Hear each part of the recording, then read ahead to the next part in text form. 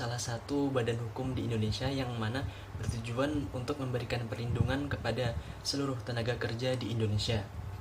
Salah satu program dari BPJS Ketenagakerjaan adalah program Jaminan Hari Tua.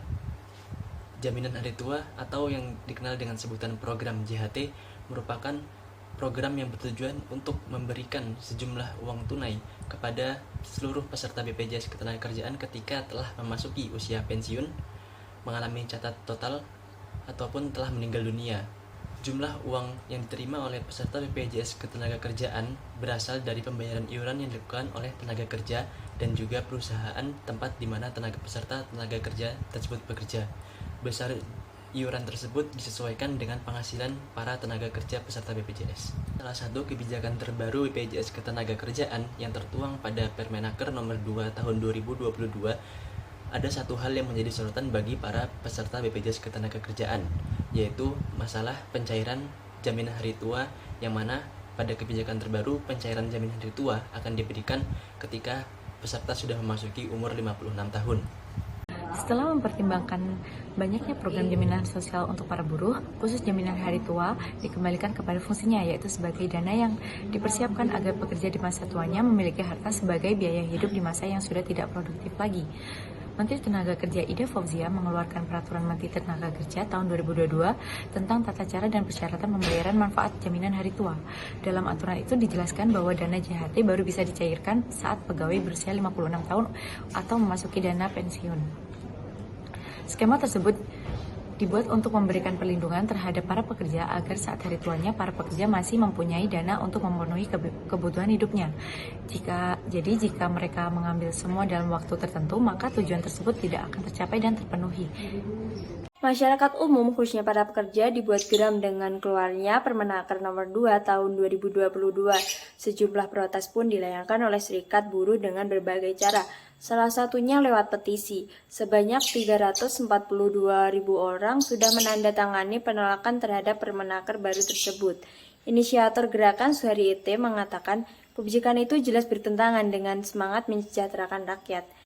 Hal senada juga disampaikan oleh Ketua KSPI. Beliau mengatakan Permenaker nomor 2 tahun 2022 tidak bisa dibenarkan demi apapun. Di tengah pandemi yang belum berujung, pekerja berada dalam posisi rentan untuk PHK. Berdasar data Kemenaker Agustus 2021 saja, setidaknya ada 1,8 juta karyawan yang di PHK akibat COVID-19.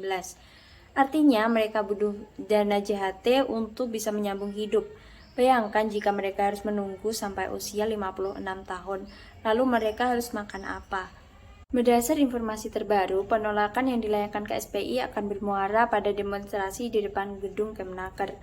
Ada pula dua inti tuntutan yang disampaikan oleh demonstrasi, yaitu menolak Permenaker nomor 2 tahun 2022 mengenai pencairan dana JHT yang dapat dicairkan pada usia 56 tahun, dan tuntutan yang kedua yakni meminta Menteri Ketenagakerjaan Ibu Ida Fauzia untuk dicopot sebagai menteri oleh Bapak Presiden Joko Widodo karena dinilai mengeluarkan peraturan secara sepihak dan tiba-tiba, serta menimbulkan ketidaksesuaian bagi kesejahteraan para buruh. Menurut kelompok kami, Peraturan Menteri Ketenagakerjaan Republik Indonesia Nomor 2 Tahun 2022 kurang sesuai dengan Pancasila. Berdasarkan 4 pasal tersebut, jaminan hari tua atau JHT baru bisa diberikan kepada peserta JHT yang telah mencapai usia pensiun serta peserta JHT yang berhenti bekerja sesuai dengan pasal 4 ayat 2 pada usia 56 tahun. Kebijakan tersebut kurang sesuai dengan sila kelima Pancasila, yaitu keadilan sosial bagi seluruh rakyat Indonesia. Menurut Aminullah pada 2016, bahwa makna yang terkandung pada sila kelima Pancasila adalah adanya kemakmuran yang merata bagi seluruh rakyat. Peraturan yang diciptakan seharusnya sesuai dengan makna sila kelima. Ketika para pekerja telah mencapai usia pensiun atau telah berhenti bekerja, mereka memerlukan jaminan hari tua paling lama 1 bulan setelahnya untuk melanjutkan kehidupan mereka.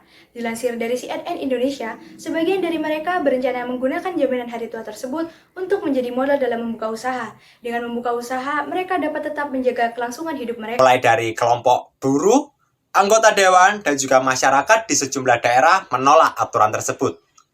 Aturan tersebut yang menyatakan klaim JHT BPJS Ketenagakerjaan pada usia 56 tahun tidak masuk akal.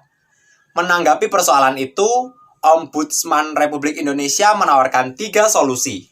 Yang pertama, pengelolaan dana JHT tentang kemana uang-uang pekerja tersebut diinvestasikan yang dilakukan BPJS Ketenagakerjaan harus transparan. Yang kedua, masifkan sosialisasi terkait mekanisme atau tata cara pengajuan klaim JHT. Dan yang ketiga, jalin komunikasi yang baik antara BPJS Ketenagakerjaan, perusahaan pemberi kerja, dan pekerja sebagai pihak yang gajinya dipotong untuk JHT mereka sendiri. Komunikolog Universitas Pelita Harapan, M. Rusi Hombing menilai, Kementerian Ketenagakerjaan apabila tetap mempertahankan kebijakan ini, tetapi ada suatu skema bantuan yang real kepada para pekerja tersebut, bukan sekedar jaminan kehilangan pekerjaan, tetapi dapat memberikan lapangan pekerjaan bagi pekerja yang di PHK melalui Kementerian BUMN. Artinya, Kementerian Ketenagakerjaan tidak sekedar hanya mengelola daripada BPJS dan lain sebagainya, tetapi Kementerian Ketenagakerjaan juga harus memberikan lapangan kerja bagi mereka. Kementerian Ketenagakerjaan bisa mencoba menyalurkan ke BUMN untuk menampung. Jadi ada tawaran penyelesaian yang sifatnya juga menyelesaikan masalah bagi para pekerja. Menurutnya, hal tersebut dapat menjadi salah satu solusi mengakhiri polemik Peraturan Menteri Ketenagakerjaan Nomor 2 Tahun 2022 tentang tata cara dan persyaratan pembayaran manfaat jaminan hari tua. Indonesia. Sebagai negara yang menjunjung tinggi keadilan sosial bagi seluruh warga Indonesia, maka JHT sudah selayaknya dikelola dengan baik dan disampaikan dengan cara yang baik pula. Sekian pemaparan materi dari kelompok kami. Wassalamualaikum warahmatullahi wabarakatuh.